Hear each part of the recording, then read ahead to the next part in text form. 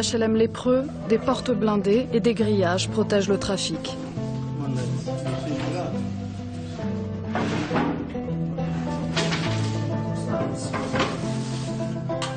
Et voilà, avec ça, ils font leurs calculs.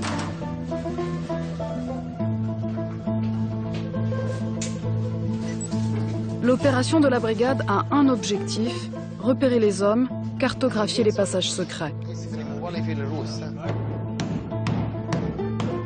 Peu importe si cette fois-ci, les caches sont vides.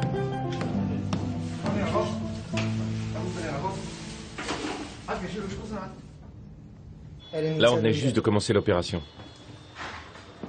Regarde. Lui, c'est la sentinelle. Et là, juste derrière, il y a le guichet où ils vendent la drogue. Ciro, le chien de chasse, et Pasquale, le passe-muraille. Un binôme inséparable qui travaille en immersion dans les quartiers nord. Face à eux, la Camorra et son armée. Ses généraux, ses sentinelles et le gros de ses troupes, les dealers de la rue.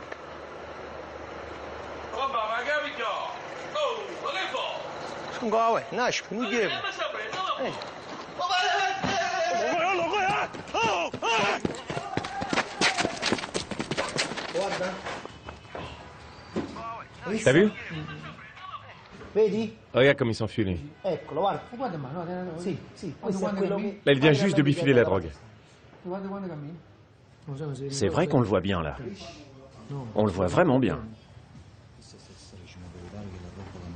Pour identifier les hommes du clan, la brigade a demandé l'avis d'un collègue spécialiste des Case Celesti.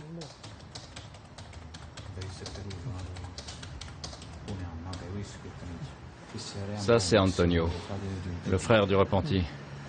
Celui qui a été assassiné le mois dernier. Alors attention, cette fille-là, elle vend de la drogue par tonne. On l'a identifiée, il faut l'ajouter au dossier. Et celui-là aussi. On l'appelle parfois le chinois, parfois le pipeau. Lui, c'est Spaghetti. Pourquoi? Peut-être parce qu'il est petit et tout sec. Et ça, c'est le berger. Entre nous, on l'appelle le chouineur. Parce que quand on l'arrête, il arrête pas de chouiner. Eh oui, quand la police l'arrête, il chouine. Mais pour vendre de la drogue, pas de problème. Ah, celui-là. Ah, celui-là, c'est Petit Papier. Sergio, le frère de Petit Papier, c'est quoi son nom déjà? Le martien.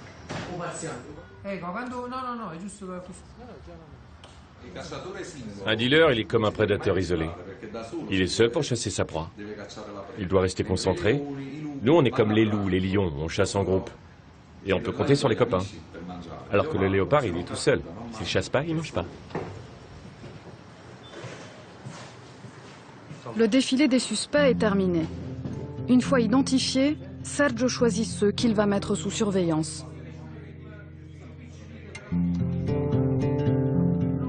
En 2005, la brigade a fait tomber le grand boss des quartiers nord, Paolo Di Lauro. Jusqu'alors, l'homme avait réussi à rester inconnu des fichiers de police. Des années de traque ont soudé les hommes de la brigade et construit leur légende. En 2009, ils poursuivent Raffaele Amato, le rival de Di Lauro, jusqu'en Espagne. Il a eu peur, je l'ai vu. Il tentait de se protéger. Il faisait comme ça avec les mains en pensant que c'était un piège, un attentat. Pour lui, c'était impossible que 3 personnes seules puissent arrêter une voiture avec à bord des personnages d'un tel calibre. Il pensait surtout être en lieu sûr. Il m'a dit « Mais qu'est-ce qui se passe ?» Et je lui ai répondu « Vous êtes en état d'arrestation par la police italienne. » Il m'a dit « Mais pourquoi, vous êtes italien ?» Je lui ai répondu « Oui, brigade des stupes de Naples. »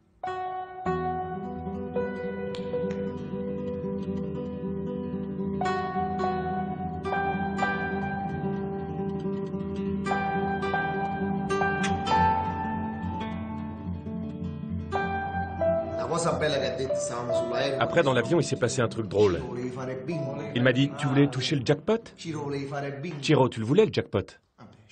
Bon, je lui ai dit, j'ai essayé. Et lui me fait, tu sais, nous aussi on connaît les lois espagnoles. Tu n'as qu'un seul mandat, pour moi, un seul. Donc pour mon frère et mon neveu, tu peux rien faire. Donc Chiro, t'as pas touché le jackpot. Pour les deux autres, on a bien reçu les mandats, mais 48 heures trop tard. De toute façon, le frère d'Amato, il doit courir. Il doit se cacher et courir. Il doit penser que où qu'il soit, on est toujours derrière lui. Comme disait l'autre, celui qui fuit sait ce qu'il fuit, mais ne sait pas ce qu'il trouve.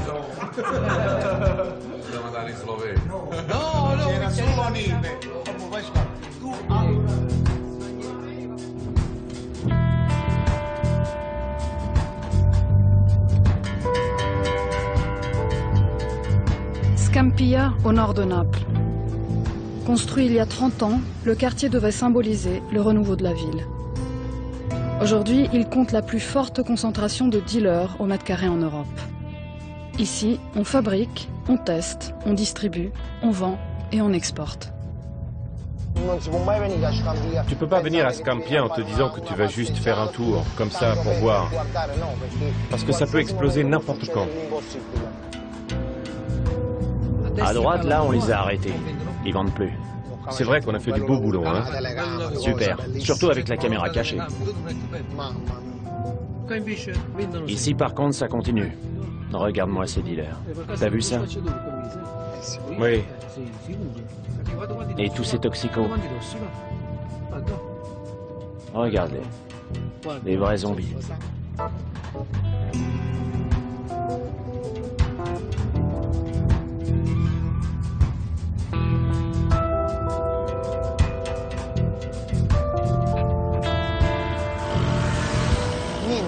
Ici, rien n'est fait au hasard. Tout le monde a un rôle.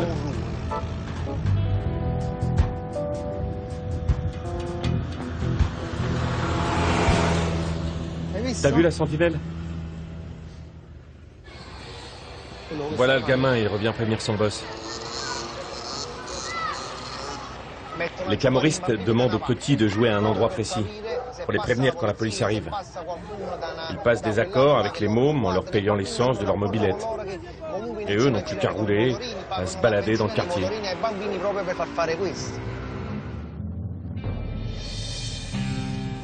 Regarde, le chef arrive. Merde, il a tourné la tête. Tu as beau travailler depuis 8-10 ans à Scampia, ça ne change rien. Il y a toujours une tension. Nous, on ne doit jamais oublier qu'on travaille dans un endroit où la criminalité est supérieure à tout autre endroit de Naples.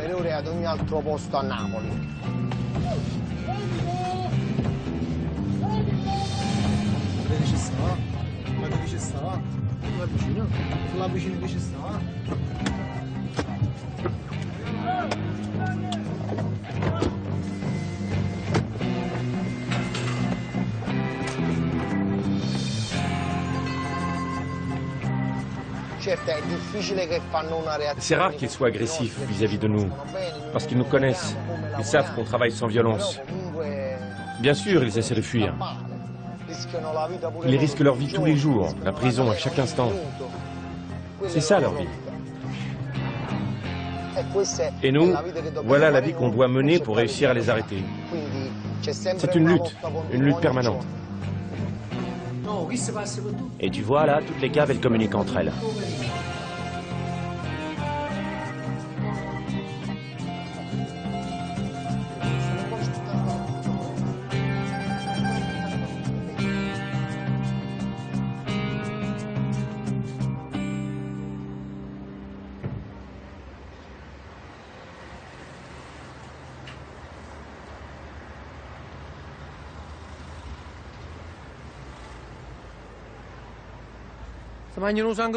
Ces mecs, ils leur sucent le sang aux toxicos. Et les autres, ils leur donnent tout ce qu'ils ont. Regarde-moi. Je regarde combien il y a de dealers là-bas. C'est pas vrai.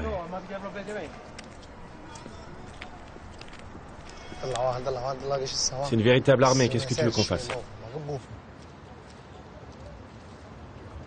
Scampia est un laboratoire pour cobayes volontaires. Ils accourent par centaines de toute l'Italie pour essayer de nouvelles drogues, plus fortes, plus dures, parfois mortels, à quelques mètres à peine de ceux qui les tuent. Rappelez-vous ça. On ira tous en enfer.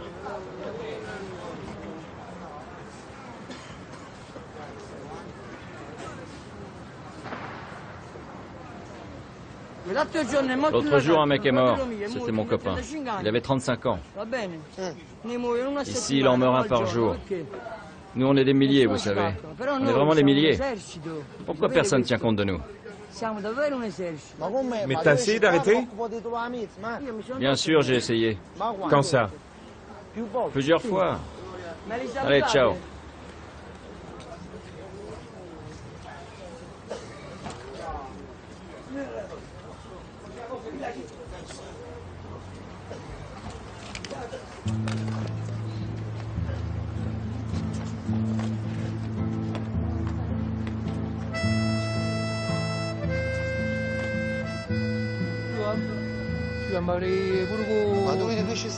Regarde-moi ça, c'est pas vrai.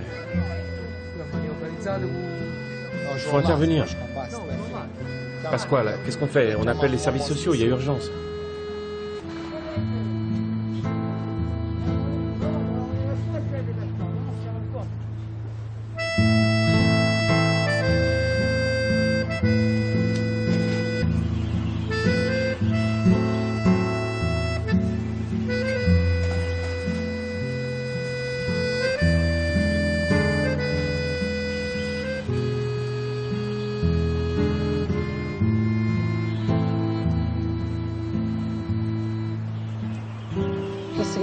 Regarde ce mec, il monte et il descend, voilà son boulot. Et ceux-là, ils patrouillent autour des immeubles.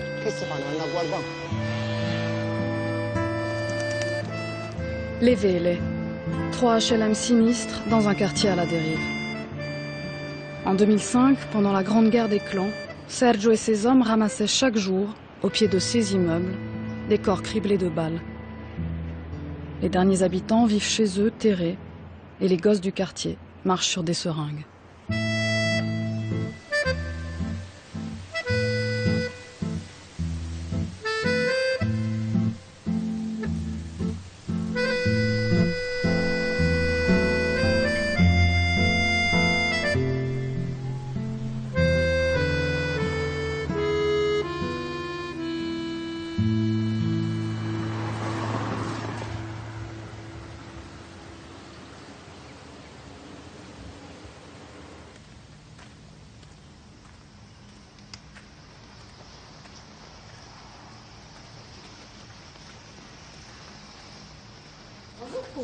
Tu veux quoi? T'es qui? Tu viens d'où? Ils font quoi dans ce sous-sol? Là, en bas? Oui. Là-bas? Bah, Où est-ce qu'ils vendent? Dans la voile rouge ou dans la voile jaune? les mecs? Oui. Je sais pas. Allez, dis-moi. Je sais pas. Fais gaffe, fais gaffe. Mais quoi, t'as peur? Moi? Non. Ah bon, t'as pas peur? C'est toi qui devrais avoir peur de venir ici. Mais tu sais que tu dois pas rester là, au milieu. Au milieu de quoi? Les mecs qui vendent la drogue, là. Quand ils arrivent, toi, tu te tires. Reste jamais avec eux. C'est dangereux, fais gaffe. Mais non, moi je suis chez moi ici. Ils te donnent quelque chose en échange? Non, rien. Et tu pourrais pas aller casser les couilles à quelqu'un d'autre? Eh, dis-moi, ils te donnent quelque chose? Non. Tout ce que j'ai, je le mérite. Et je fais des choses parce que je suis né ici. Ouais, je sais. Et toi, tu les vois dealer depuis ton balcon, c'est ça?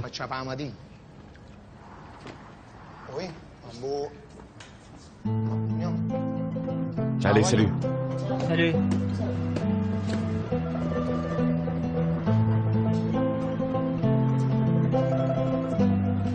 Être policier à Naples, c'est parcourir chaque jour des zones de non-droit. Le trafic est démesuré, l'État impuissant, les habitants résignés. Ici, les policiers sont le dernier rempart de la démocratie.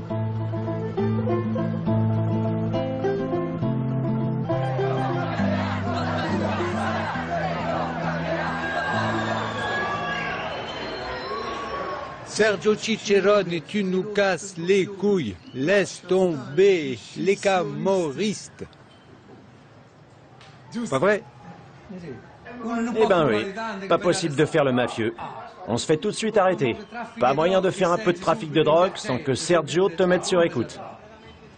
Tu vas en Angleterre et t'es pris en filature. Tu vas en Espagne. Ne parlons pas d'Espagne. C'est devenu tabou pour le clan des scissionnistes. Et tout ça à cause de Sergio Cicerone. Mais il est comment ce Cicerone? Grand, costaud? Ben non, c'est un être humain normal. Eh basta, il nous fatigue ce Sergio Cicerone.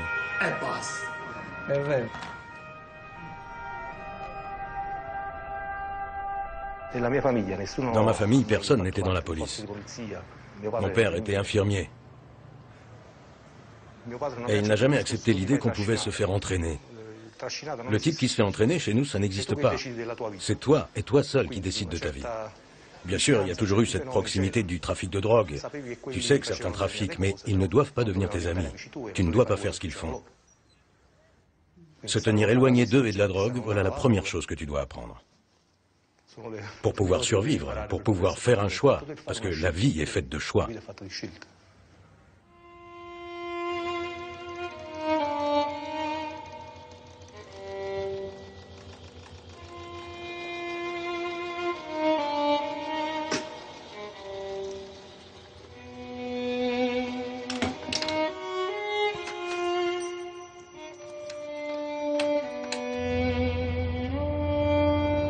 Pasquale aurait déjà dû m'appeler. Ah, le voilà. Clio en mouvement, ok.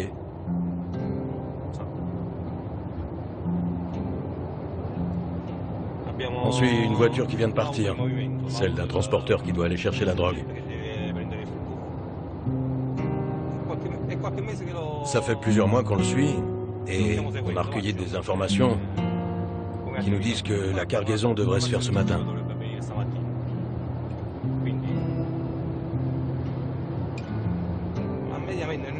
En moyenne, on fait 1 ou 2 opérations par mois.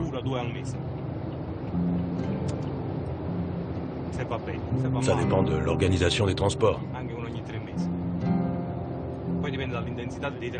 Parce que si le clan sur lequel on travaille fait un seul gros transport par an, on doit attendre le fameux transport.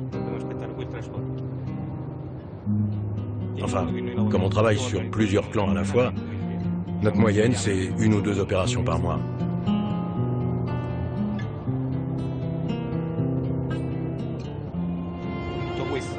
Et avec tout ça, en 48 heures, on a dormi 3 heures.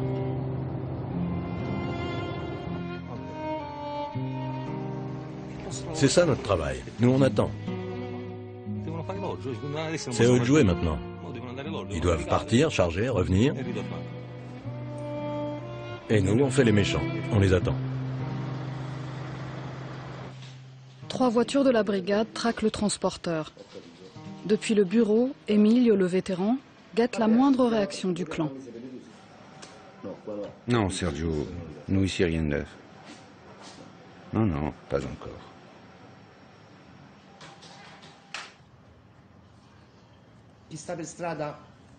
Celui qui est sur le terrain connaît bien son métier, il connaît les mouvements des dealers. Mais un imprévu peut toujours se produire et ruiner des mois d'enquête. Et dans ce cas, les écoutes téléphoniques sont vitales pour la réussite de l'opération.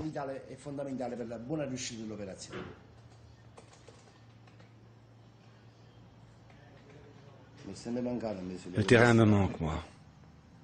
C'est normal que ça me manque. J'ai toujours été dans la rue. Depuis que je suis entré dans la police. Alors, ça finit par te manquer. Le travail du terrain. Énormément. Et ça va me manquer jusqu'à la fin de ma vie.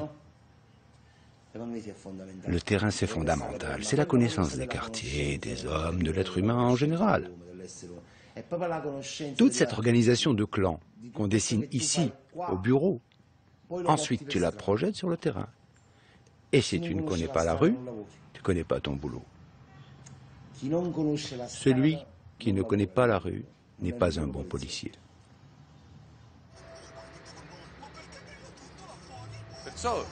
Tu sais, les clans camorristes s'inspirent des tribus des grands singes. Ils sont méchants, violents, et ils se font continuellement la guerre. Bon, soyons sérieux, faut pas la rater cette opération. Bon. Bon, on attend. S'il quitte la voie principale, il entre dans la campagne. Et une fois là-dedans, comment on fait? Si on suit le camion pendant qu'il va charger, ça devient très dangereux.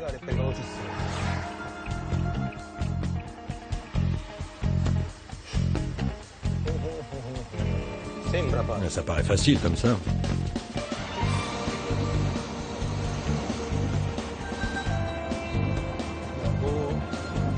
Ok, mais le collez pas trop.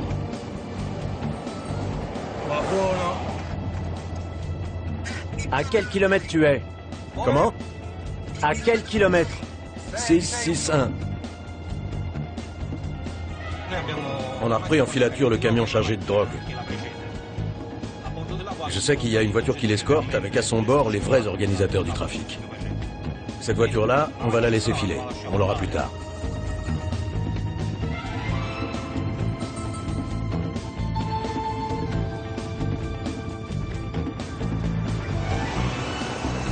C'est bon, ils l'ont coincé.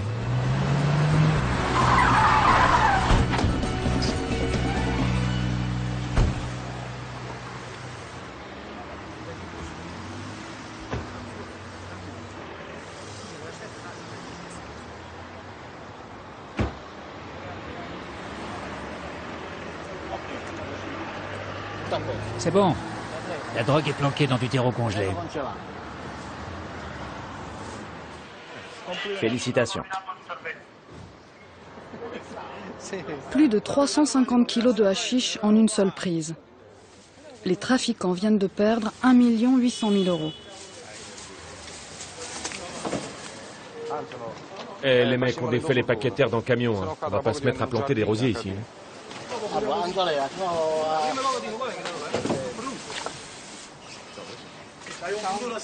Et après, on dit qu'à Naples, il y a des ordures partout. Hé Mario, t'as un avenir dans le balayage. Tu vois ça? Ça sert à identifier le producteur. C'est son tampon, sa marque de fabrique.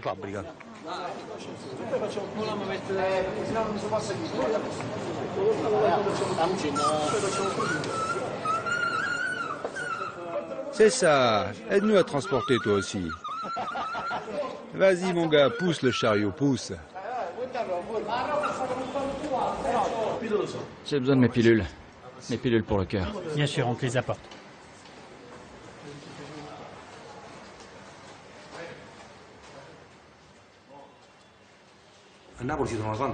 À Naples, il y a beaucoup de personnes en difficulté. Et pour la Camorra, les recruter, c'est pas compliqué.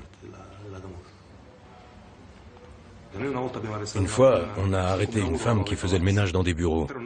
Avec son salaire, elle n'arrivait pas à nourrir sa fille. Le clan lui a proposé de stocker de la drogue chez elle pour 500 € par semaine. Cette somme, elle ne la gagnait même pas en un mois. Alors, elle a accepté. Malheureusement pour elle, c'était le mauvais moment parce qu'on enquêtait et on a tout découvert tout de suite. C'est l'arrestation la plus triste de ma carrière. Parce que j'ai dû mettre en prison quelqu'un qui n'avait pas assez de pain pour sa gamine. Alors que ceux qui l'employaient roulaient en Ferrari. Ils exploitaient la misère de cette femme.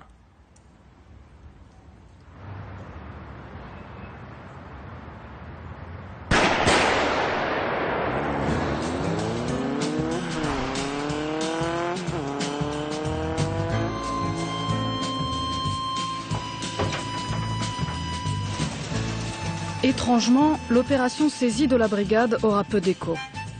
Le lendemain, la presse fait sa une sur l'assassinat d'un boss de la Camorra. Honnêtement, ce serait pas plus agréable de lire un journal qui titrerait « Petite poule volée chez la voisine », non? Regarde ça. Un boss des scissionnistes abattu. Voilà les gros titres de ce matin. Et puis des histoires de raquettes, des vols. Et ça, c'est tous les jours.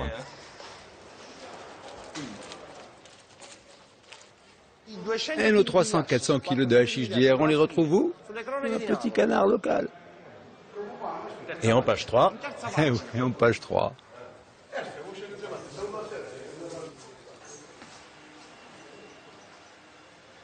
Qu'est-ce que je fous là? J'ai ma fille et mon petit-fils aux États-Unis. Je veux qu'on parte. Avec toute la famille. Là où vit ma fille, c'est magnifique. Si tranquille. Le paradis sur terre.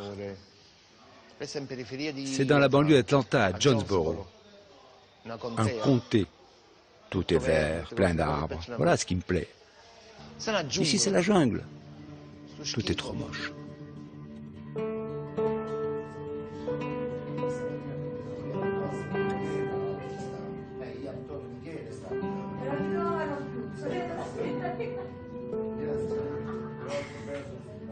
Moi, quand j'étais gamin, j'arrêtais pas de me bagarrer avec tout le monde dans la rue. Je me battais du matin au soir. Je me levais jusqu'au coucher. Je me levais le matin pour cogner.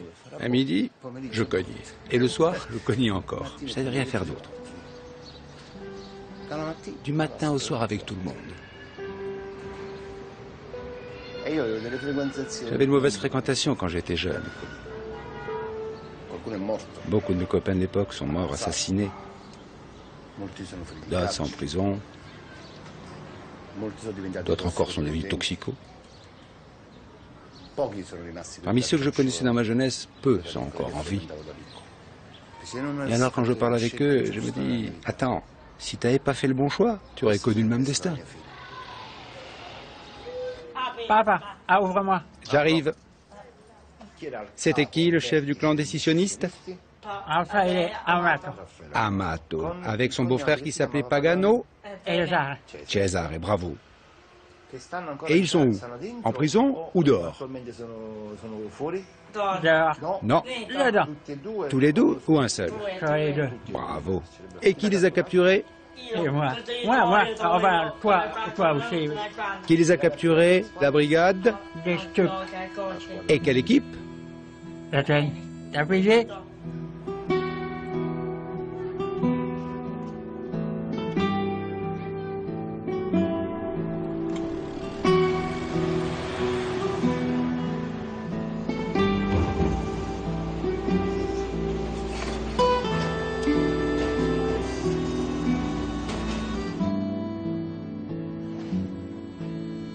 La drogue saisie par la brigade était un premier pas.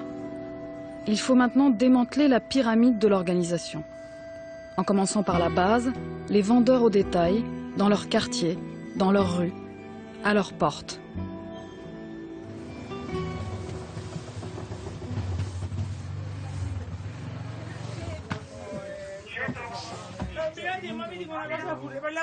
Je vais être honnête. C'est vrai, il travaille pas. Mais moi, si. Vous, je sais. Mais, madame, votre frère est un grand garçon. Je vous le fais pas dire, brigadier. Il pourrait travailler. Mais évidemment, la drogue, c'est de l'argent facile.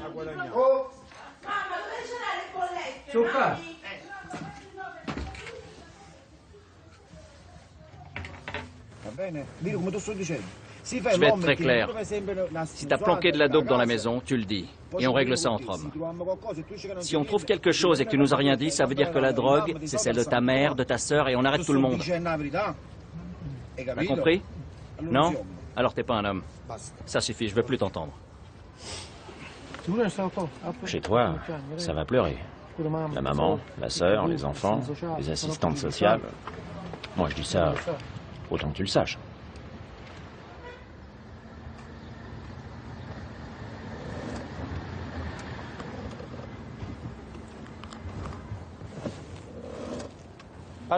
Pasquale, attends un instant.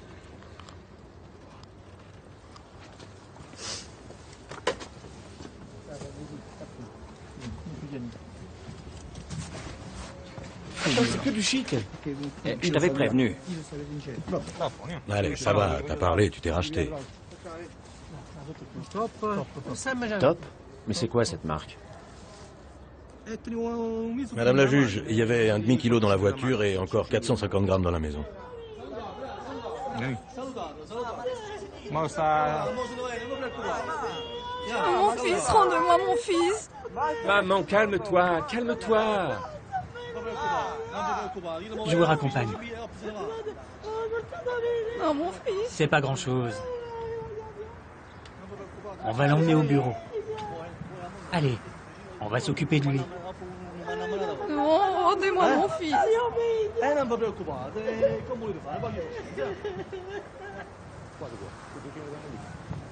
Et voilà, les fils font les cons, et c'est les mères qui trinquent.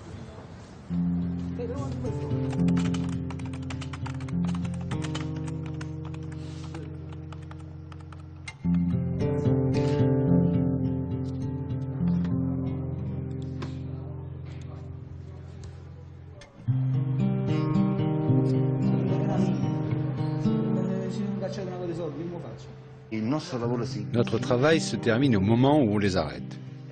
Parce qu'on les traite bien. Mieux que ce à quoi ils s'attendaient. Et ça les surprend. C'est un avantage pour nous. Parce que les camorristes ont toujours la haine du policier. Et là, au contraire, quand on les revoit au tribunal ou dans la rue après, ils nous disent qu'ils n'ont pas de rancœur envers nous. Parce qu'on les a bien traités. Ils disent « Ah non, brigadier, vous n'avez fait que votre travail. » Et ça, on n'oublie pas.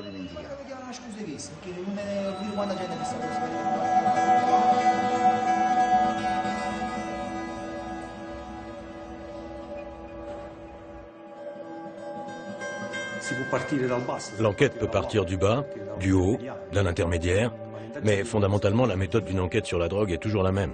C'est très répétitif.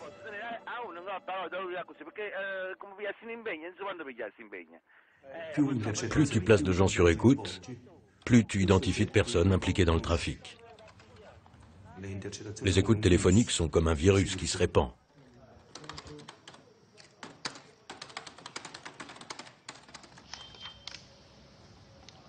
Ah oui, faudrait une par une.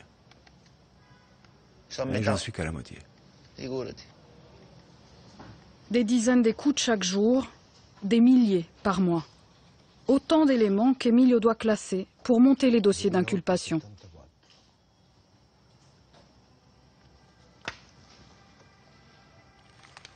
Ça, c'est la phase finale d'enquête, la phase la plus importante. Cette phase-là, c'est la plus méchante. Parce que quand tu écris le dossier, tu vois, concrètement, qui va se faire coincer? Combien d'entre eux vont aller en prison?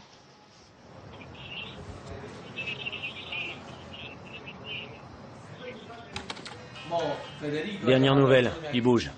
Federico a appelé un certain Gigino ou Carmine. Apparemment, ils sont prêts. Il a dit, faut partir.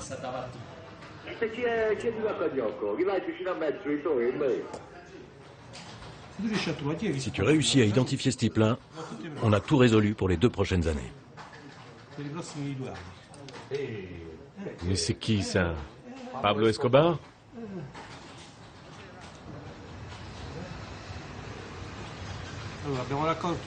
On a des informations qui nous font comprendre qu'il existe dans le réseau un personnage important capable de livrer de la drogue par tonnes. Mais on doit encore l'identifier, parce que les gens qu'on surveille parlent de lui, mais sans jamais citer son nom.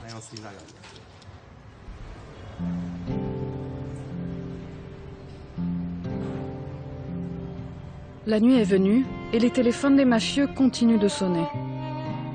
À l'autre bout du fil, Sergio et ses hommes notent et analysent tout. Les noms, les lieux,